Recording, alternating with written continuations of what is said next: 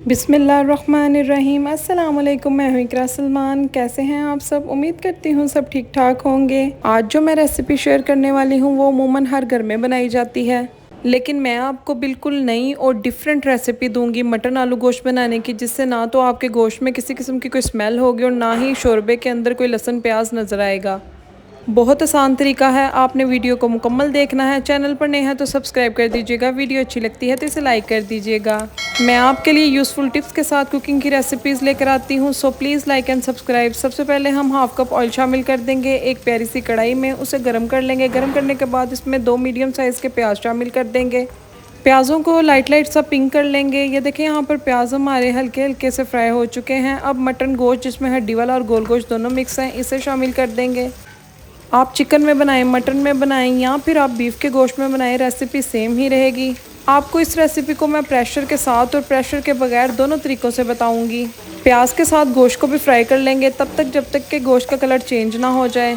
ये देखिए यहाँ पर मटन ने अपना कलर चेंज कर दिया है। अब इस कंडीशन में जब हमारा गोश्त आ जाएगा तो हम इसमें अदरक लहसुन का पेस्ट शामिल कर देंगे और 3-4 मिनट के लिए अदरक लहसुन के पेस्ट के साथ गोश्त को अच्छे से पकाएंगे ताकि जो लहसुन का कच्चापन है वो दूर हो सके। अच्छा, इस तरीके से जो हम आलू गोश्त बनाएंगे ना, उसका जायका देगी आलू गोश्त जैसा होगा। यहाँ पर आप देख सकते हैं 3-4 मिनट हो चुके हैं लहसुन को गोश्त के साथ पकते हुए। अब 2 मीडियम साइज़ के टमाटर शामिल कर देंगे और कुछ सिंपल सादा से मसालों को शामिल करेंगे, जिसमें मैंने 1 टेबल स्पून भरकर नमक शामिल कर दिया है। 1.5 टेबल स्पून मैंने लाल मिर्चों का पाउडर शामिल कर दिया है। थोड़ी सी हल्दी शामिल कर दी है और 1/2 टेबल स्पून के करीब मैंने खुश्क धनिया का पाउडर शामिल किया है। ये मसाले तकरीबन सभी के घर में मौजूद होते हैं। इन्हें डालने के बाद अच्छे से हिलाएंगे। यहाँ पर गोश्त की स्मेल को ख़त्म करने के लिए 2 मोटी इलायचियाँ और 1 दालचीनी की स्टिक मैंने ऐड कर दी है। आप भी जब कोई गोश्त का सालन बनाएं तो इसे ज़रूर शामिल किया करें, इससे बड़ी एक मज़े की खुशबू पैदा हो जाती है सालन के अंदर और गोश्त की हर तरह की कोई स्मेल हो भी तो ख़त्म हो जाती है। अब इस सब चीज़ों को अच्छे से हिलाने के बाद हम इसमें 1 लीटर के करीब पानी शामिल कर देंगे। अच्छे से हिलाएंगे और कवर कर देंगे। तकरीबन 30 मिनट के लिए हम इसे पकने देंगे लो फ्लेम के ऊपर, ताकि जो मटन है वो अच्छे से गल सके।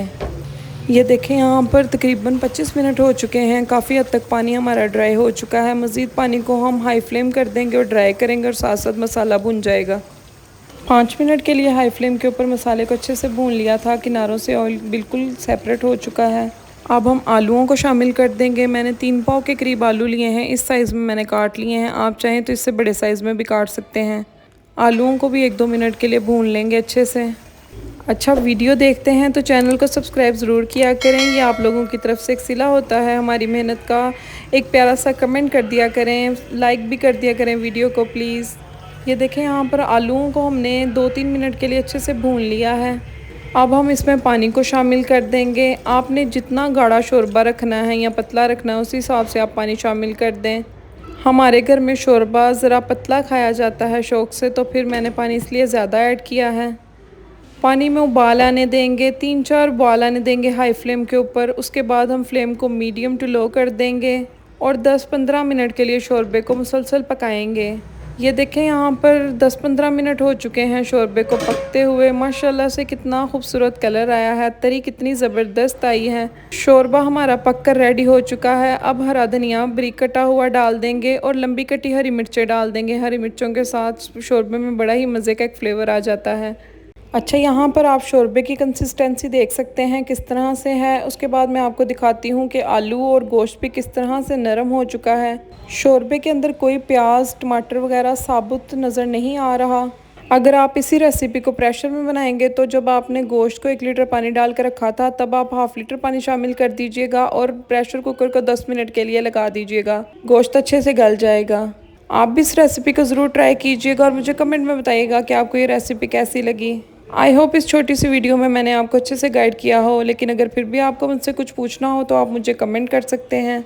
मैं पूरी कोशिश करूँगी कि आपके कमेंट्स का जवाब दे सकूँ।